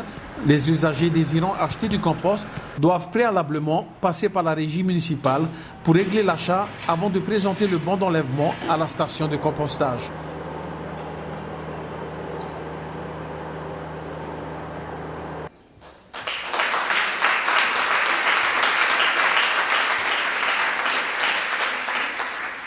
Alors la finalité du compost, donc vous savez, comme je disais, mon première intervention, en dehors des déchets verts, nous récoltons deux fois par semaine les épluchures. Chaque famille, on a fait la distribution des bioseaux, on appelle le bioseau, et on récupère tous les épluchures mélangées dans le compost. La finalité du compost, donc on n'a pas pu montrer, donc comme je disais donc, la dernière fois, c'est pour la culture maraîchère, pour les agriculteurs, dans le projet de la culture biologique. La commune a un potager communal et je peux vous dire depuis plus d'une dizaine d'années, en légumes qui sortent du potager communal, tout est bio. Nous avons une cuisine centrale de 450 repas par jour à l'école primaire et donc nos enfants mangent des légumes bio. En dehors du potager communal, nous avons créé des potagers pédagogiques dans chaque école. Dans chaque école, donc, on a mis en place les potagers pédagogiques et en même temps, donc, nous avons une convention entre l'éducation et la commune avec une partie du personnel pour apporter la main-d'œuvre. Et une fois par semaine, chaque classe doit passer dans le champ justement pour apprendre à faire des semis, arrosage jusqu'à la récolte.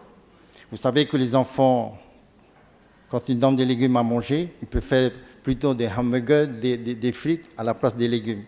Mais nous, on a fait une partie du travail et on s'est aperçu qu'il y a une partie des enfants qui ne mangent pas les légumes. On a fait la phase finale, nous avons créé un atelier qu'on appelle le cooking class. Le cooking class, et c'est là que les enfants passent dans cet atelier, apprendre à cuisiner les fruits, les légumes du terroir. Et puis, je peux vous confirmer, ça fait 3 ans cette expérience. La première année, nous avons utilisé une classe. La deuxième année, donc, on a utilisé 2 autres classes. Et cette année, la directrice a sollicité la totalité de tous les enseignants doivent passer pour faire le cooking class. Et je peux vous confirmer aujourd'hui, nos enfants mangent des légumes parce que c'est eux qui ont planté, préparé, cuisiné jusqu'à dans l'assiette.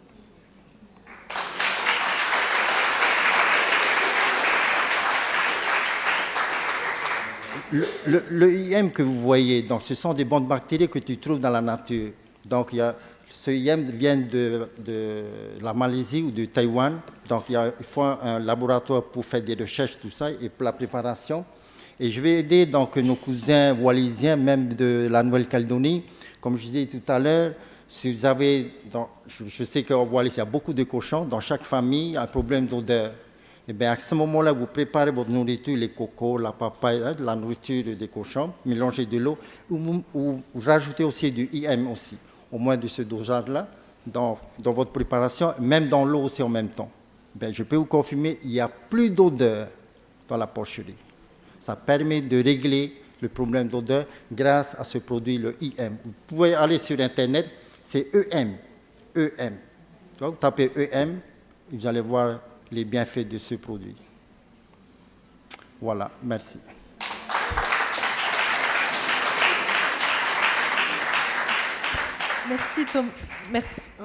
Merci Thomas pour la présentation de ce projet très inspirant pour nos territoires. Alors maintenant, nous allons donner la parole à Wallis et Futuna avec Ateliana Mogateaou, l'adjointe au chef du service environnement de Wallis, et Joanne Malaou de la Chambre de commerce et d'industrie de Wallis et Futuna. Alors on reste dans le sujet du compostage avec les jeunes. Bonjour à tous. Contrairement à Polynésie française, ce n'est pas du compostage industriel, mais c'est du compostage quand même. Donc, on vous avait présenté hier en fait un projet avec les jeunes de Wallis et Futuna, donc en collaboration avec la CCIMA. Il se trouve que le service de l'environnement possède un broyeur de déchets verts. Justement, à la base, c'était juste pour réduire nos volumes de déchets verts, et par l'intervention du programme Intègre, donc on a pu trouver le moyen en fait de valoriser ces déchets verts par le compostage justement.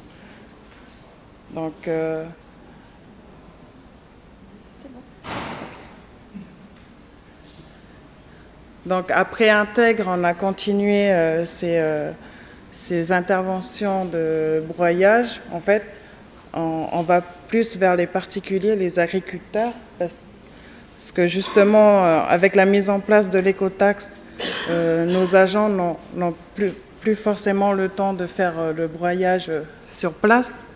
Donc, ponctuellement, et ça s'est vu en fait avec l'arrivée du programme Intègre, toutes les semaines maintenant, on a des demandes en fait d'intervention dans les villages pour broyer leurs déchets verts et puis former aussi, continuer la formation des agriculteurs sur le compostage. Donc, depuis 2018, on a engagé un projet avec la CCIMA sur la formation des jeunes pour développer aussi le secteur primaire. Donc, je laisse Joanne vous en dire un peu plus. Oui, donc je vais vous parler du projet GIJ. J'en ai parlé mardi déjà. Donc là, vous avez la photo qui est au-dessus. Donc le projet GEISI, c'est un projet porté par la CCMA de Wallis-et-Futuna. Donc c'est mettre à disposition un terrain dans chaque village pour former les jeunes sans emploi et sans formation aux activités de maraîchage, parce qu'on a beaucoup de problèmes d'importation de nourriture et très peu de production locale. Donc cette initiative, donc GIJ, c'est Groupement d'initiative jeunesse.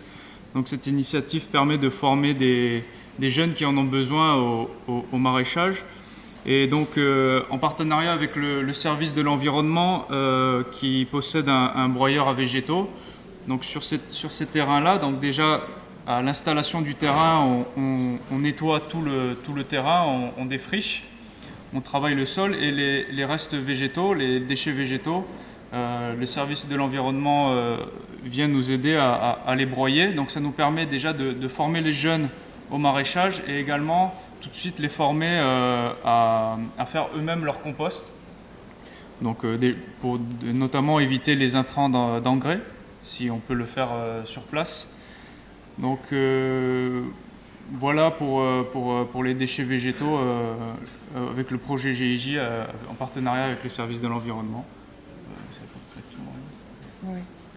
Je vais juste ouvrir sur un projet actuellement en cours d'une étude en fait sur le potentiel de valorisation des déchets organiques. Il se trouve aussi qu'on a des problèmes d'effluents d'élevage parce que chaque famille a sa petite ferme, enfin son élevage, et il se trouve qu'il n'y a pas de traitement aussi sur... et on est justement, on habite, enfin pour la majorité à côté du rivage, donc ces pollutions polluent directement le lagon. Donc on essaye en fait de trouver une solution en fait entre la valorisation énergétique ou matière. Donc avec les interventions qui ont eu lieu depuis mardi, je me posais déjà des questions sur la nécessité de cette étude et aujourd'hui je m'en pose davantage parce qu'on a déjà été formé au compostage par le programme Intègre et je pense que même avec le projet GIJ, je pense que cette étude-là va aussi à l'encontre du projet GIJ, mais je n'en veux pas aux politiques publiques parce que d'un côté il y a l'État qui nous impose des objectifs d'énergie renouvelable. Ça fait que 2 ans que je suis revenue sur le territoire, mais je ne sais pas si on a fait d'abord une étude sur le bilan carbone de Wallis-et-Futuna, qui, je pense, à mon sens, est négligeable par rapport à ce qui peut être produit ailleurs. Enfin, je pense que ces objectifs n'ont pas été adaptés à notre contexte local. Donc, je pense que l'intervention de M. Poète mardi s'accorde en fait avec nos visions au service de l'environnement, qu'il faut rester peut-être pas, comme le dit l'État, il nous impose d'être innovant, mais peut-être innovant simplement en étant réaliste avec ce qu'on peut faire localement.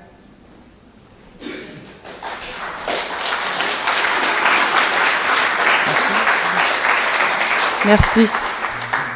Merci beaucoup à Téliana et Johan.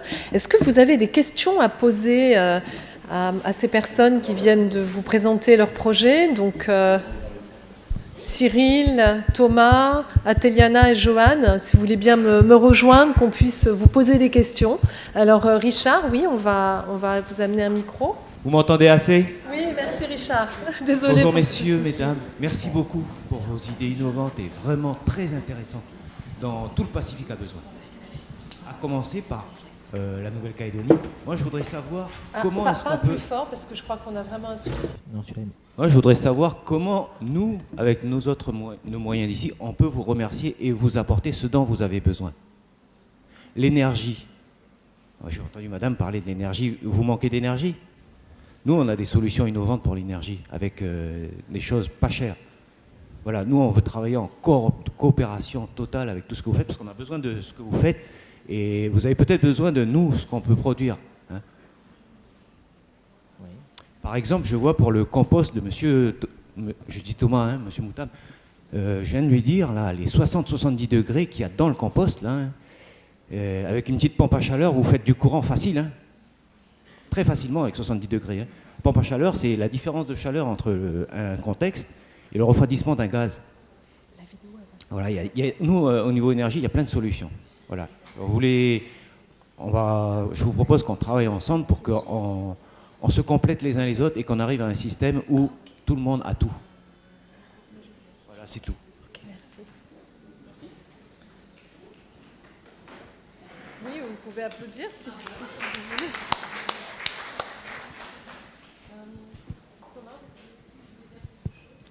Justement parlant pour les énergies, nous avons un projet, donc c'est ce qu'on a discuté avec Cyril, donc de préparer le compost, mettre dans des conteneurs et pour pouvoir récupérer ce gaz pour transformer en électricité.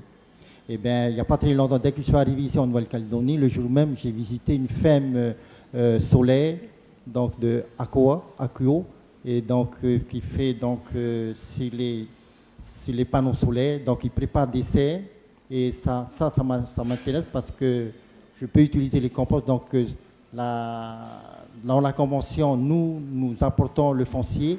Eux, ils viennent construire les serres et eux, ils récupèrent le solaire. Et nous, on peut exploiter donc, en dessous les serres la culture biologique. J'ai déjà envoyé nos dossiers lundi matin sur le bureau de l'ADEME. Et très actif, Thomas. Il n'a pas perdu une seconde. C'est avec micro ou voilà, parce que l'émission, enfin la séquence est enregistrée. Donc oui, Thomas parlait de la méthanisation voie sèche. Donc nous, on travaille dessus. L'année dernière, on a gagné un appel à projet de l'ADEME qui a financé une étude sur de la méthanisation voie liquide sur Tahiti, mais sur des déchets industriels uniquement. Donc là, on ne parle pas d'OM. On parle de gisements que des sociétés de mon groupe captent déjà, mais qui sont envoyés au CET ou au co-compostage. Nous, on fait du co-compostage de bouts de station d'épuration. Et le but, là, c'est d'arrêter de couper cette branche sur laquelle on est assise, hein, mais de valoriser en méthanisation. Donc là, on est en phase d'appel à projet détaillé. On a consulté les entreprises et on espère, si tout se passe bien, poser une première pierre fin 2020, dernier semestre 2020. Voilà. Donc c'est un gisement de 10 000 tonnes an. C'est qui est composé de déchets on a un atelier de filetage, sur Tahiti de poissons, donc déchets de poissons, élevage porcin, fientes de volaille, bout de station d'épuration. Qu'est-ce qu'on a encore? On est fan de corned beef à Tahiti. Graisse de corned beef. Voilà. On aura l'occasion de reparler de ce projet dans la table ronde en fin de matinée sur la valorisation énergétique des biodéchets. Hein, on vous donnera plus de détails. Témiana. Oui. En fait, moi j'ai une question pour le maire. Donc, pour ce projet de compostage industriel, vous avez démarré comment? Avec une étude d'abord sur vos gisements? Ou ça a été... Nous, on n'a pas fait d'études, on a travaillé directement, on a sensibilisé la population donc, pour le tri des déchets. On a acheté un broyeur, donc tracté, et c'est là que nous avons mis en place directement. Par contre, c'est grâce à un professeur taïwanais donc, qui est spécialisé dans la culture biologique, qui nous a appris comment il faut préparer ton compost, comment il faut apporter le rapport CN pour avoir un bon compost. Parce que nous, on a pensé que bien qu'en utilisant les déchets verts, les branchages, les feuillages, et ça suffit, tu es obligé d'apporter soit les lisiers de porc, déchets de poisson ou autres pour pouvoir équilibrer, enrichir, pour pouvoir avoir un bon compost. Sinon, je vous invite à venir en Polynésie, donc pour vous faire visite. Merci. Ce que je voulais dire tout à l'heure aussi, c'est que on a des crédits, mais pour une étude, alors qu'on a déjà été sensibilisé, formé au compostage, on sait un peu le faire. Et puis si on évolue vers du compostage industriel, donc il y aura forcément des échanges avec Polynésie française. Donc voilà, si mes collègues sont d'accord avec moi, je me pose des questions sur la nécessité d'investir encore dans des études alors qu'on a déjà... voilà. On a déjà l'expérience et le savoir-faire. Oui, on a déjà le savoir-faire. Mais c'est les objectifs d'énergie renouvelable aussi qui sont là et que je pense que en présence de notre élu politique, de réorienter ces crédits peut-être sur la sensibilisation et peut-être aussi améliorer la filière collecte, notamment sur les effluents d'élevage, pour valoriser comme le font nos collègues à Tahiti. Il n'y a pas de problème, je vous invite à venir en Polynésie, vous montez votre dossier, vous demandez le plan de financement de votre projet et sans oublier de rajouter vos déplacements avec l'ADEME.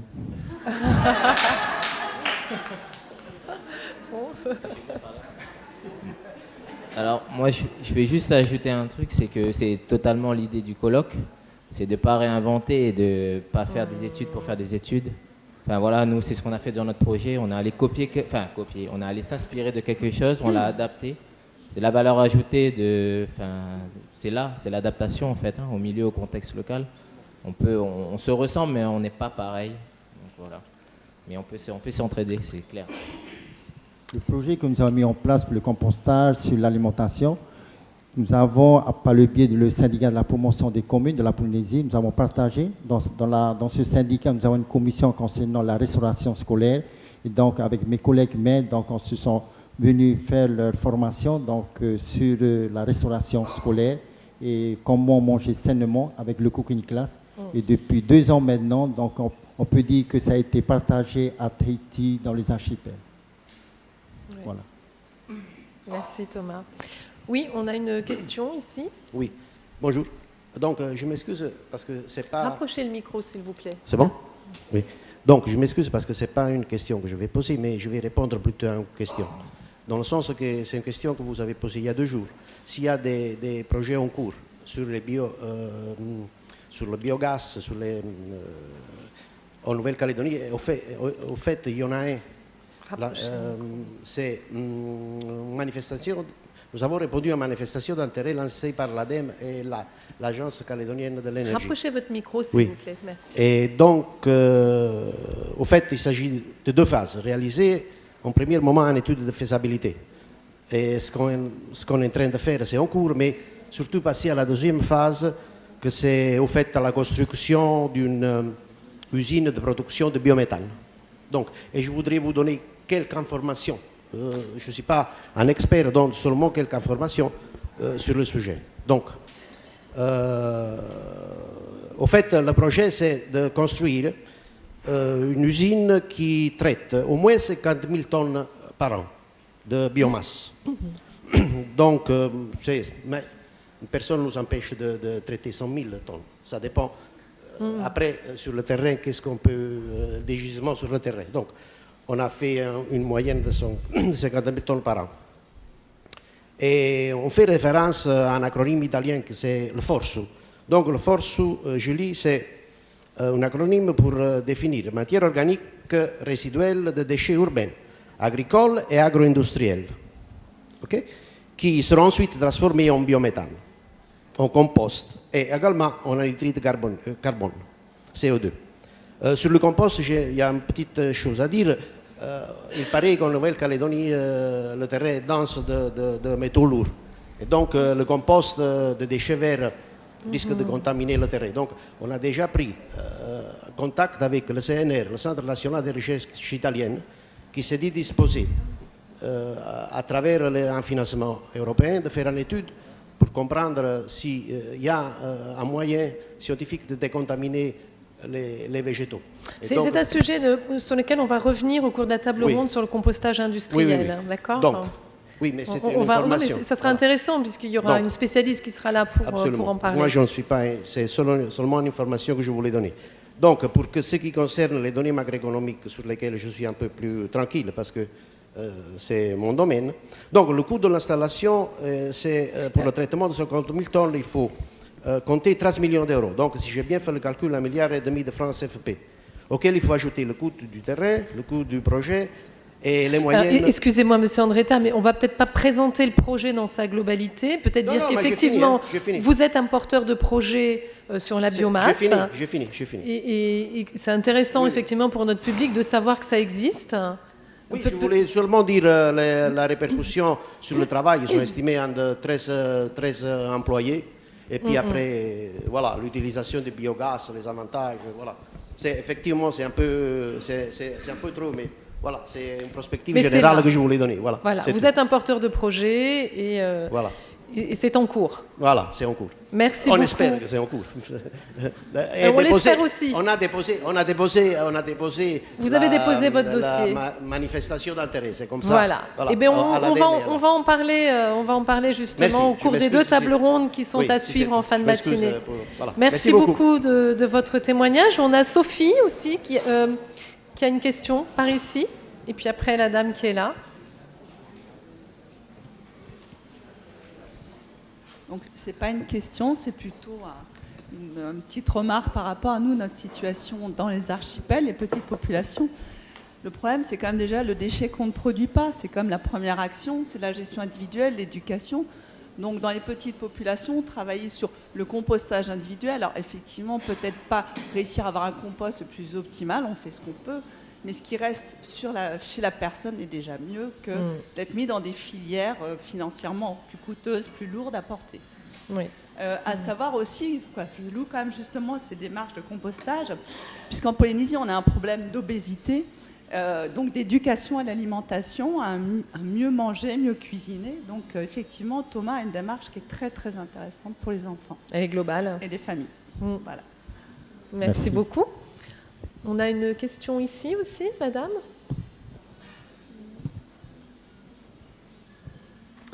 Oui, bonjour. En fait, ce n'est pas une question, c'est simplement un témoignage. Moi, je représente le Centre d'initiation à l'environnement de Nouvelle-Calédonie. Donc, nous sommes une association à but non lucratif et nous intervenons donc sur toute la Nouvelle-Calédonie et notamment sur les thématiques dont on a parlé ce matin, à savoir le gaspillage alimentaire et le compostage. Donc simplement pour vous dire que nous, on intervient aussi bien dans les écoles qu'auprès de la population en général pour faire de la sensibilisation et de la formation.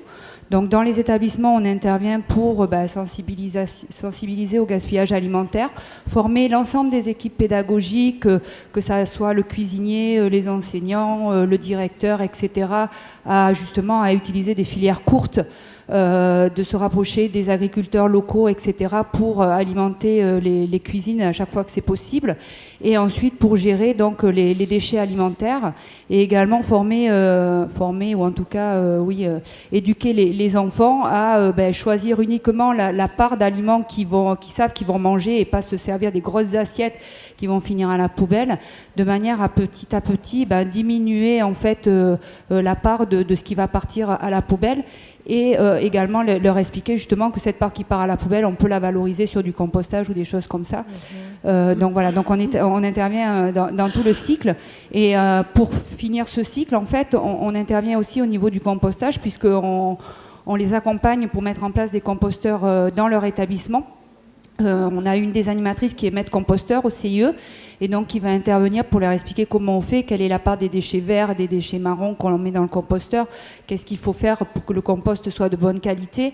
On fait des audits tout au long de l'année pour les suivre et puis voir qu'est-ce qui va, qu'est-ce qui ne va pas pour les aider, et puis après les accompagner éventuellement à mettre un jardin pédagogique dans l'établissement pour réutiliser ce compost. Voilà. Donc ça, c'est fait sur toute la Nouvelle-Calédonie. On intervient grâce à des subventions, hein, tout simplement. On aimerait intervenir plus, mais bon, ben voilà, on est comme tout le monde. Et également, simplement pour un dernier témoignage, à savoir en province Nord, depuis cette année, on a mis en place des jardins partagés. Donc là, pareil, on accompagne la population. On a trouvé un morceau de terre dans la commune qui est accessible à tout le monde, où on a commencé à mettre des buts de permaculture, où ils peuvent venir, où ils vont pouvoir ramasser leurs légumes. Et à côté, on fait un composteur. Donc ça permet aussi de les former au compostage à côté, de manière à ce qu'après, ils puissent éventuellement le mettre en place chez eux, ou en tout cas partager l'information, et puis que ça fasse boule de neige pour que chacun à notre niveau, on arrive à diminuer ce qu'on consomme et en tout cas à valoriser ce qu'on peut pour éviter que ça se retrouve, que ça soit une perte en fait, voilà, au niveau de ces déchets. Voilà, simplement, c'était ce témoignage. Et puis, je voulais vous remercier pour les idées que vous nous avez proposées ce matin, parce que franchement, il y a des choses que je pense sur lesquelles on va s'inspirer. Peut-être on reviendra vers vous. On vient à Wallis et Futuna, notamment à la fin de l'année, comme je vous ai dit. Mais pourquoi pas aller en Polynésie française aussi pour partager. Ça serait avec plaisir de mutualiser voilà, nos idées et de pouvoir en faire partager au maximum de la population de nos îles. Merci beaucoup. Merci pour votre témoignage. Je sens que ça va intéresser Eva Pelletier. Si ce n'est déjà fait, voilà.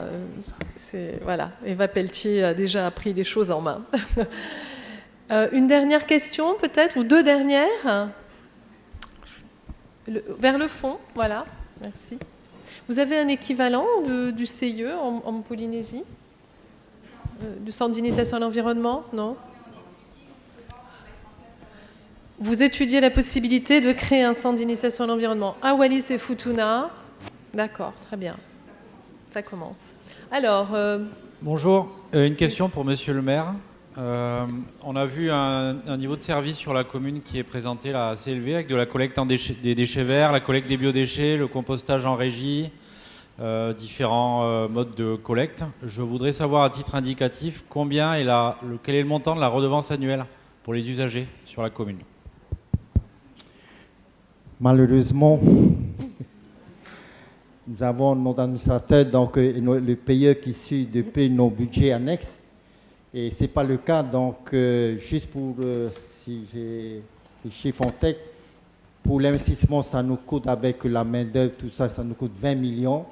Et en recette, ça nous coûte 2-3 millions en recette pour la vente de compost. Par contre, avec le projet qu'on a mis en place, tout ça, donc avec le projet que j'ai vu depuis le début de cette semaine, donc on pourra donc augmenter nos volumes. Et comme la commune les deux communes, sur l'île de Raiatea-Utu et Tumara, vont déposer, donc nous avons signé une convention pour les déchets verts, donc ça va augmenter la production. Ça permet donc, à ce moment-là d'augmenter le volume et de vendre donc, avec les porteurs de projets.